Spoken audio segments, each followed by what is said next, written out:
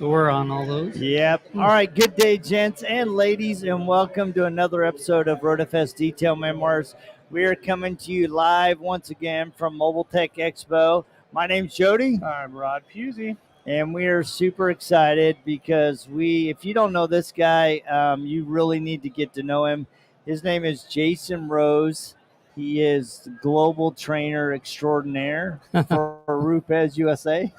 Yeah, happy to be here. Thank you, guys. Yeah, we're excited. So, first of all, we have to give you a big nod and shout out because you got inducted into the International Detailer Association Hall of Fame. Yes. Yeah, And, thank you. I mean, that's a real tribute. I mean, to you, your work, your passion, your love for the industry, and most importantly, your love for people. Yeah. And it's awesome. It's also validation that I'm getting old, I guess. Huh? Well, I think we all are. And I kind of wear that as a badge of honor when we start talking about 2006, 8, 9, and people go, wow, it was just the two of us out here. It was just Rupes and it was just, Jason. Yeah. And I think that's great because we get to watch this industry mature into where it is today. Yeah. So one of the fun things, watching you over the years is, I mean, you really have the knack for training. I mean, you just do. So let's talk about how you became such an amazing trainer.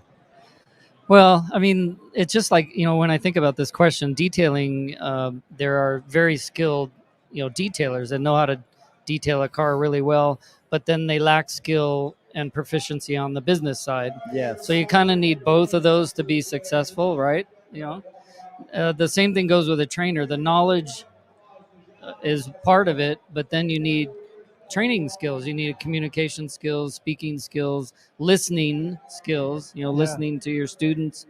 And that's another big part of it. And I actually developed those skills at a very young age. I got to credit the Boy Scouts because as a 10-year-old, 11-year-old, I was already at that age being thrusted in front of audiences and doing training for other peers, Yes. other teenagers. So I learned that part at a very early age. And then through college, I got in front of audiences and I got training one-on-one and through groups. So it just, that part of my skill set was developed at a very early age. I don't think people give trainers enough credit because if you think about it, trainers have to understand all the products, how they work, and then how to teach someone else how to use that.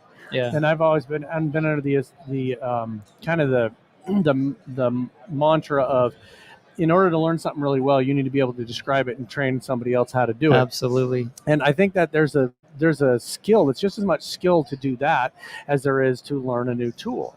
If Rupes comes out with a great new product next year, and we got this great, amazing thing, and one for me that just blows me away is the smaller tools and the finesse you have to have in a smaller tool. Because I don't think people realize, like, if you take a nano and a wool pad, the amount of pressure that you can put on that little tiny pad, right. And it's pinpoint. So you guys, when you get a new tool or a new innovation, do you guys take the time to train yourselves? Oh, yeah. We spend a lot of time internally. We got to master the speak. We call it master the speak. What are you going to say about this product? We do a lot of internal training to prepare the team for doing, presentations both on the sales side and on the training side. But training is a fascinating thing for me, and I obviously enjoy it. I've done it a long time. Yeah. But a lot of trainers, they go through a script, so they prepare for let's say it's a day-long training class, and they get the PowerPoint slides, they get the script, and then they're just like a robot presenting, messaging throughout the day. And I think more trainers, not only in our industry, but other industries, they really need to stop and listen and actually have a connection with your students.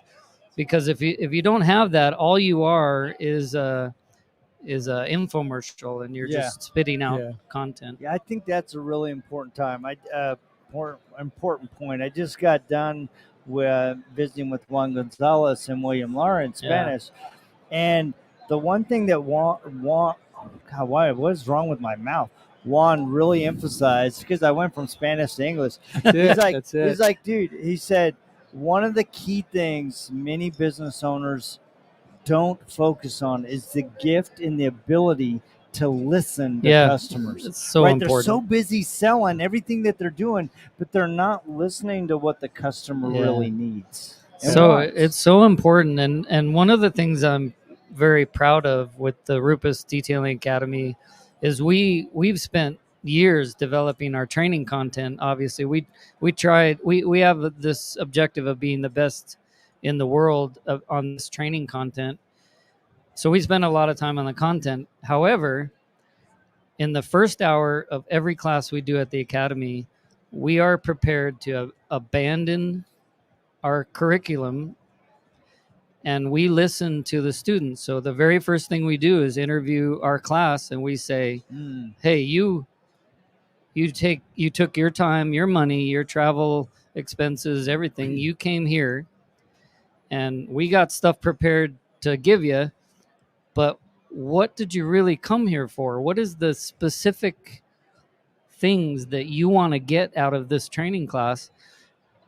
Because we take that information and then they go on a tour of the facility, and while they're touring, me and my trainers, we are reconfiguring our curriculum to that particular class. Nice. I love that idea because I'm thinking about, a conversation I had yesterday with the guy, and I said a lot of times we're approaching our customers from the perspective of trying to sell them a shovel when they really need a hole. And he goes, "What do you mean?" I go, "Well, think about it. If I come to you and you're selling me a shovel, I may need a hole. That hole could be shallow, it could be deep, it could be a hole in the wall to hang a picture. Yeah. It could be 6 feet to bury my wife. Right. But you're a Watch lot out, of times Judy.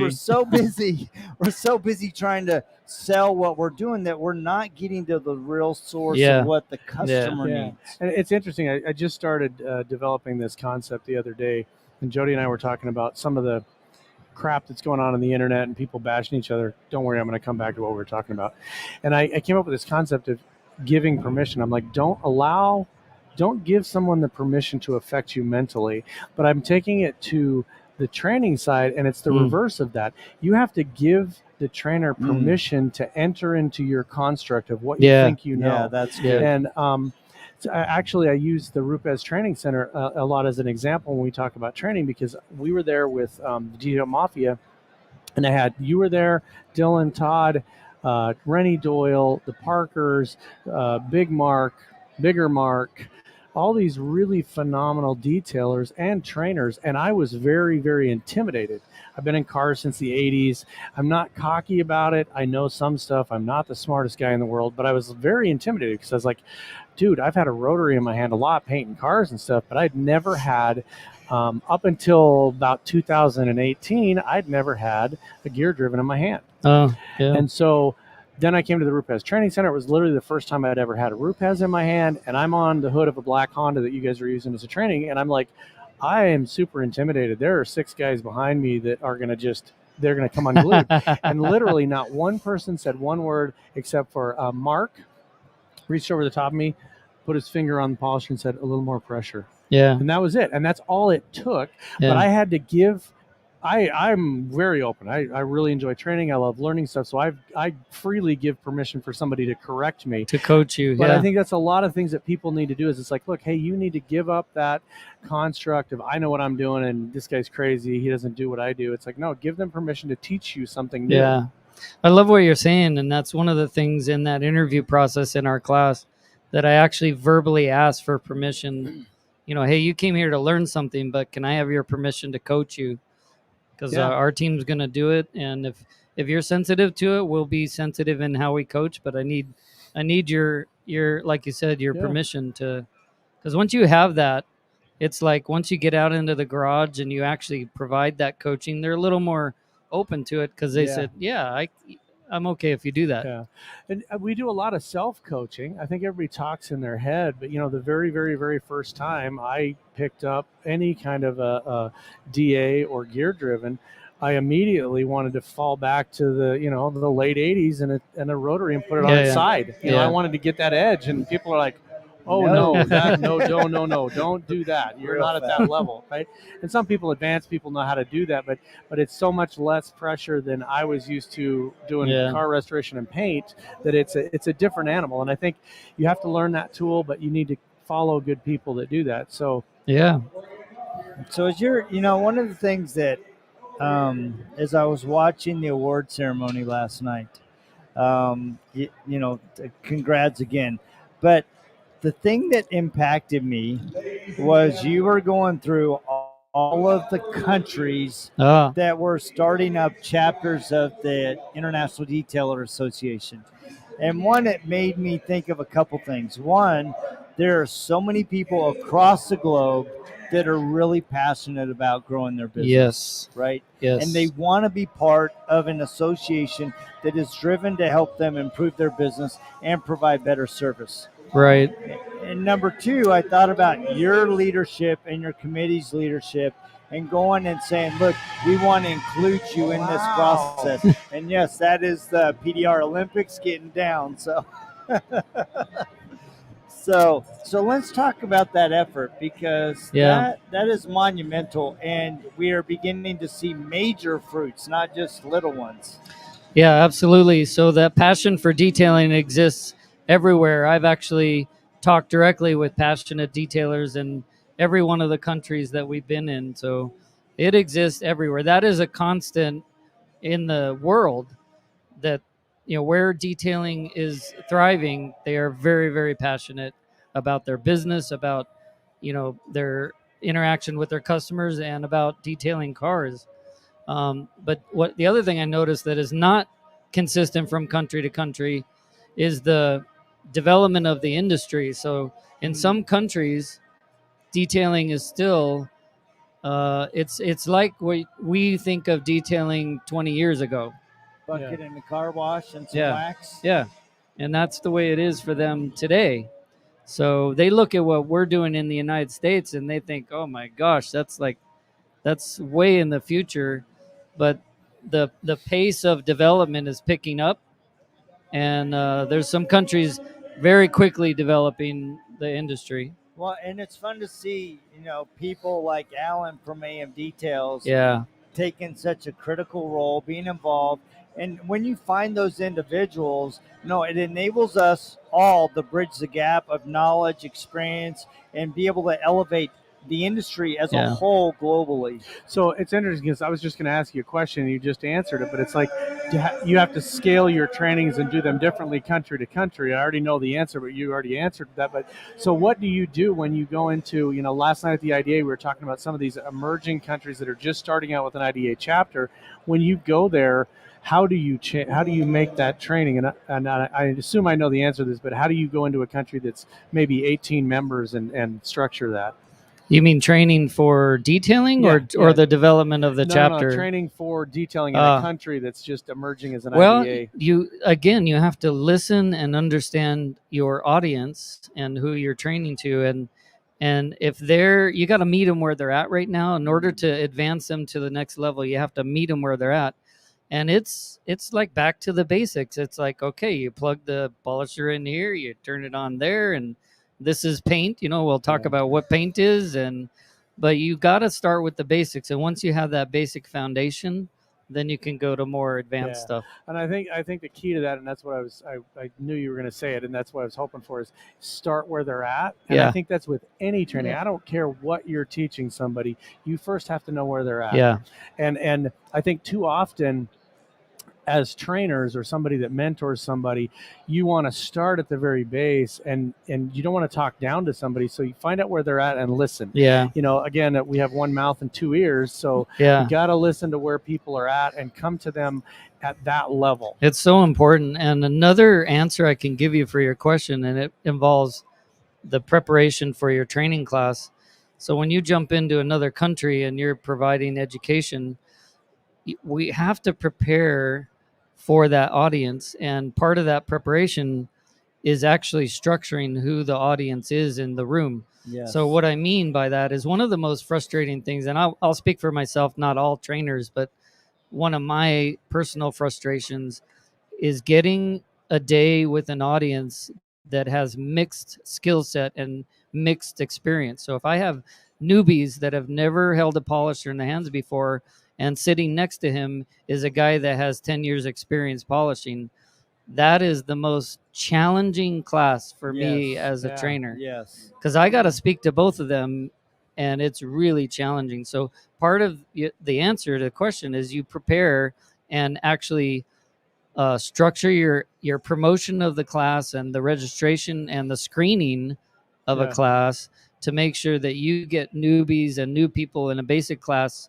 in one section, and then you separate those from your more experienced people, because the quality of the education will be better because you're meeting them at their level. Yeah. But Yeah. it's hard to meet them at two levels, at the same time. Yeah, and I think it's and I've been involved in training in different areas throughout my life, and I think part of that is also taking the people that maybe have more experience and involving them in that, and saying, so this is how we do it. How you've done this for 10 years. How would you do this basic part?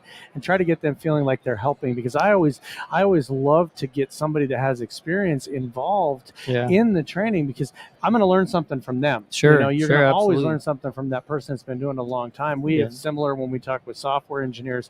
We actually we pair our software engineers, the older and the younger guys, and it's so that the younger kids can teach the older guys as well. It's That's not great. just a one-way thing. For sure. Yeah, that's been an interesting dynamic as we've evolved our company, because on one hand, the younger guys have so much passion. They're so anxious. They're like, feed me, give me opportunities, right? And I think sometimes we that are more seasoned, we get comfortable where we're at, right? And having that mix enables us to create a blend where you can bring the expertise of the more seasoned, but you can bring the passion and move them forward. And I think a lot of detailing businesses struggle with that same thing, right? They get to a point, they get comfortable. Oh, I don't need training. Dude, I know it all. Dude, you know how much has changed in the last 2 years and products and everything. No, I love those guys that say, I do this every day. I've done this for 10 years. And I love to get them at my academy, because on the last day when they're leaving, they're like, holy cow, I didn't realize, I didn't know what I didn't know. Yeah, So, that's good. And I think that the great part about the training center is that it is not just classroom. So many people today, and we all joke about YouTube certified. YouTube's a great resource. I use it all the time. If I want to change the ignition switch on my truck, I'm going to watch YouTube because somebody's already done it. It saves me time. But if you want to learn how to do something like polish or paint or finesse an object, you got to be hands-on. I'm a hands-on kind of person. I would rather have somebody hand me the polisher, but I still need that training. Yeah. I'm not that bold guy that goes, just give me that, I'll figure it out. No, I want to know how to do it the right way, and there's a huge difference between like a DA and gear driven, where, I can stop this one, I can't stop that one. Well, it's not just because the machine's different. There's a different technique. There's a different finesse. Right. And so the training center is so hands-on, and you get both classroom time and out in the field time. And it's real world examples. I mean, you're getting a car with paint. It may have come out of the hot sun, and we're going to talk about what that does and how the product evaporates faster or, emulsifies faster. And then you also get right directly from the factory equipment that you get to use. So you guys have the training presence here, obviously. How many times a year are you guys in, let's say, Europe or other places? And I kind of know the answer, but...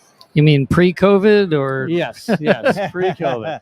Because, the international training events is something I miss a lot, because I haven't done it in 2 years. So, but pre-COVID, we were doing international events a minimum of once a quarter. Yeah. But our distribution partners around the world and in the countries, they're doing training events all the time. But our team, we went out like once a quarter, did events at different countries. So there's a lot of people that ask us about training and whether they should come and do like, a week, 4 days, whatever. And I always just say, yes. Should I go to one day? Yes. I've never in my life gone to a training event in this industry where I have not learned something. Yeah. Just Yeah. go. Just you shouldn't second guess it. Just Yeah. go. Any opportunity you get to learn something, and especially from industry professionals. I mean, you've had multiple careers that nobody's going to ever mirror what you've done, and you've had massive experience with products and with machines and with training and with actually detailing. So, this is somebody's opportunity that I don't really care what the cost is. People ask us all the time, and I've never quoted somebody because they're like, how much does it cost? It doesn't matter. If you want to increase your business, you're going to learn, you're going to be able to go forward with that, and you are now a industry trained professional. Yeah. I don't toot my own horn a lot, but one of the things, if I had the opportunity to learn from somebody who, in my particular case, I was a user, I was a detailer. I used products. So I had a detail business for 12 years, but I also sold detail products. And then I also worked for a manufacturer of detail products, and then represented a brand and trained detail products. So this in one package in this body is somebody who has